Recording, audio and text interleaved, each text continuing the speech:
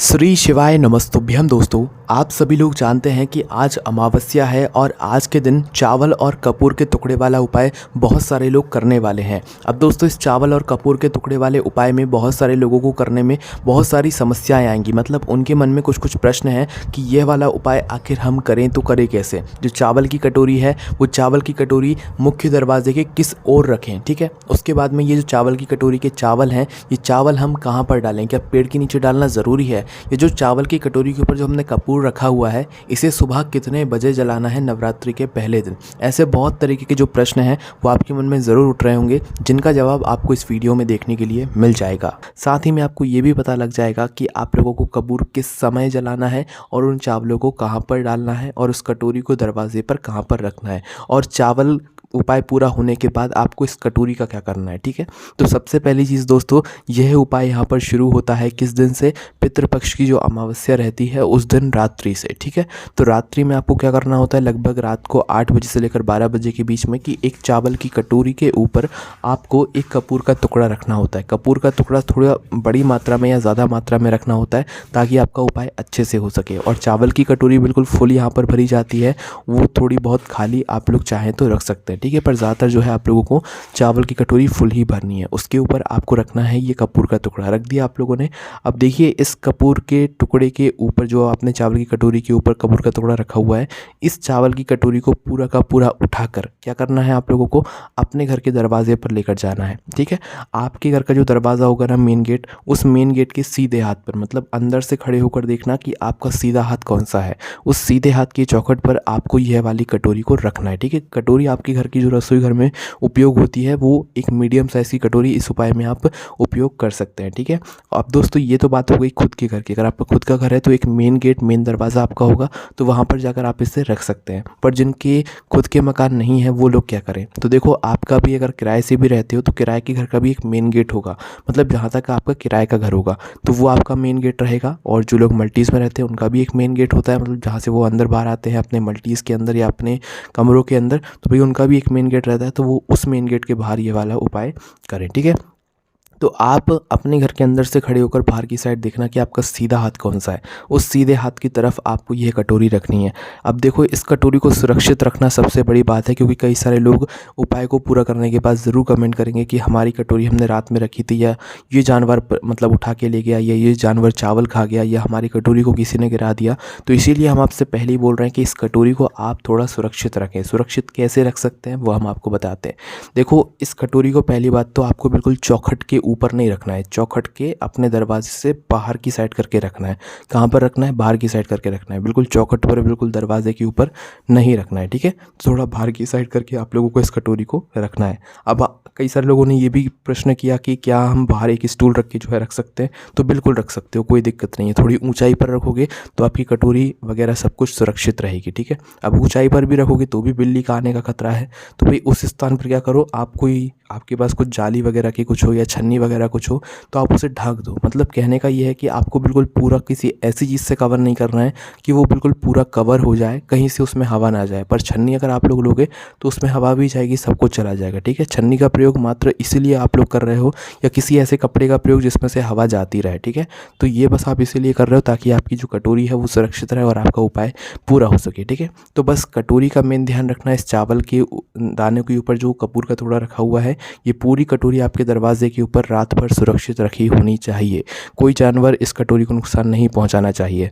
अब आप लोग ये भी कहोगे क्या कि इस कटोरी को हम अपने खिड़की पर रख दें या छत पर रख दें, तो नहीं, ऐसा नहीं होगा। इस कटोरी को आपको अपने घर के मुख्य दरवाजे पर ही रखना है। जो मल्टीज़ या किराए के घर में रहते हैं उनका भी एक मुख्य दरवाज़ा है, उन्हें वहीं पर रखना है, और कहीं पर रखोगे तो फिर उपाय काम ही नहीं करेगा, ठीक है। तो करना क्या है, आप लोगों को अपने घर के मुख्य दरवाजे पर ये बाहर की साइड करके आपने कटोरी रख दी सीधे हाथ पर। अब आपको पूरी रात इस कटोरी को वहीं पर रखे रहने देना है, अमावस्या की पूरी रात में, ठीक है। पूरी रात ये कटोरी आपके घर के दरवाजे पर रखी रही। अब सुबह जब आप लोग उठोगे तो ऐसा नहीं है कि सीधा आप उठ के इस कटोरी के पास आ जाओगे बिना नहाए धोए, नहीं। आपको इस कटोरी को जब तक हिलाना नहीं है, जब तक छूना नहीं है, जब तक आप अपने मतलब शुद्ध होकर स्नान ना हो जाओ। भले झाड़ू वगैरह तो बात की बात है, अगर आप लगाना चाहो तो लगा सकते हो, बाहर की झाड़ू वगैरह पानी छिड़क सकते हो, ठीक है। उसके बाद में दोस्तों आप स्नान वगैरह करके सब कामों से फ्री हो जाओ। उसके बाद में आप लोग आना इस कटोरी के पास में, ठीक है। अब यहाँ पर देखो एक यहाँ पर और निकल कर आता है बात कि जब आप सुबह उठोगे तो कितने बजे आप लोग जो है इस उपाय को पूरा करने के लिए आओगे। तो देखो एक अंदाजे से अगर बताएं तो सुबह 10 बजे तक आप इस उपाय को पूरा कर लेना। अब ये उपाय भले ही आप 5 बजे कर रहे हो सुबह के, चाहे 6 बजे कर रहे हो, चाहे 7 बजे कर रहे हो, 8 बजे, 9 बजे, 10 बजे, कोई दिक्कत नहीं है, पर 10 बजे तक जो है आप इस उपाय को पूरा कर लेना है, ठीक है। तो आपके घर के सभी काम हो गए, साफ़ सफाई हो गई, आपने बाहर पानी छिड़क दिया। अब आओ आप अपने घर से एक माचिस लेकर, ठीक है, क्योंकि जो चावल की कटोरी के और आपने कपूर का टुकड़ा रखा हुआ है इसको आपको जलाना है। ये प्रश्न बहुत सारे लोगों का है कि इस कपूर को हमें कब जलाना है। तो देखो सुबह के समय जब आपका मन कर जाए, जब आप कामों से फ्री हो जाओ, तब आप इसको कर लेना। या तो पहले शुद्ध होकर स्नान करके शुद्ध वस्त्र पहनकर पहले इस उपाय को पूरा कर लेना, झाड़ू पोछा बाद में कर लेना, ऐसा भी कर सकते हो, ठीक है। पर अगर झाड़ू पोछा भी कर लोगे तो कोई दिक्कत नहीं रहेगी, आराम से भी कर सकते हो, कोई ऐसी जल्दबाजी नहीं है। पर 10 बजे से पहले कभी भी आप लोग कर लेना, और जल्दी कर सकते हो सुबह उठकर तो जल्दी भी करो, कोई दिक्कत नहीं है, ठीक है।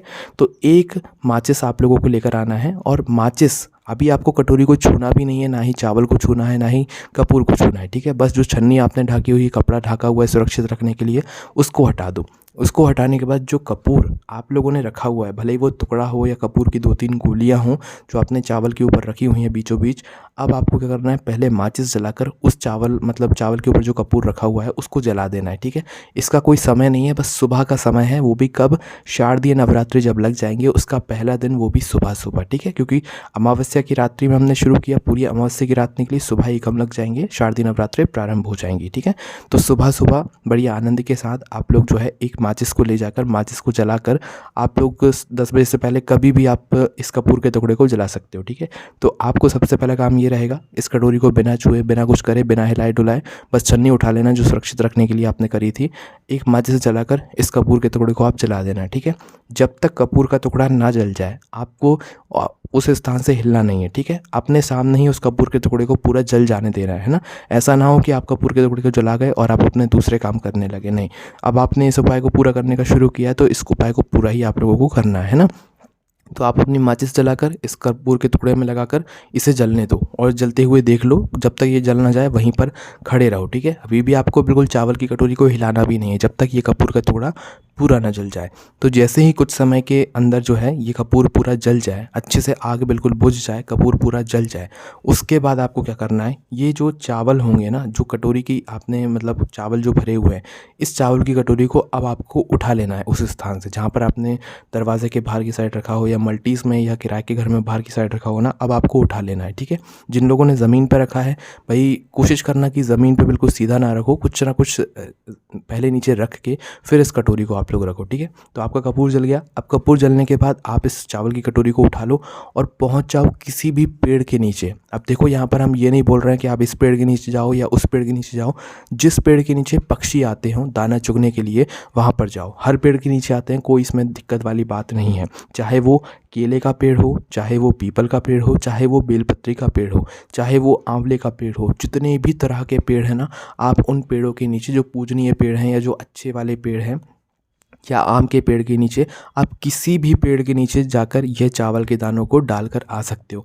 ऐसे मत डालना कि बिल्कुल एक ही जगह आप डालकर आकर, थोड़ा फैला देना जिससे कि जो पक्षी होंगे वो इन दानों को चुग लें, ठीक है। गिलहरी वगैरह, चिड़िया वगैरह सब जो है इन दानों को चुग ले, है ना। तो आपको पूरे में फैला देना है। आपका ये भी सवाल निकल कर आया है क्या इस चावल की कटोरी के चावल को हम अपने छत पर डाल दें। तो देखो छत पर नहीं आपको डालना है, इस बात का ध्यान रखना है। ये उपाय आप लोगों को जो है किसी पेड़ के नीचे जाकर ही इन चावल को फैलाना है। अगर आपकी घर में कोई पेड़ है, ठीक है, जिसके नीचे जो है पक्षी आते हैं, चिड़िया आती है दाना चुगने के लिए, तो आप अपने घर के पेड़ के नीचे इस चावल के दाने को डाल दो।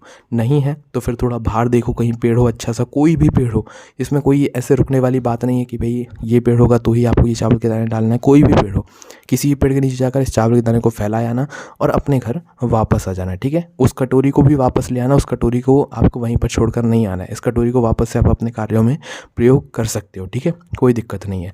अब इस उपाय को किस लिए करना है ये भी आप यहाँ पर बात सुन लो। तो देखो इस उपाय को आपको इसीलिए करना है ताकि आपके पितृ आपसे प्रसन्न हो जाएं, ठीक है। पहली बात तो ये हो गई। उसके बाद में पितृ आपको आशीर्वाद दें। जब वो आपको आशीर्वाद देंगे तो आपके घर में दुख और समस्याओं का नामो निशान नहीं रहेगा।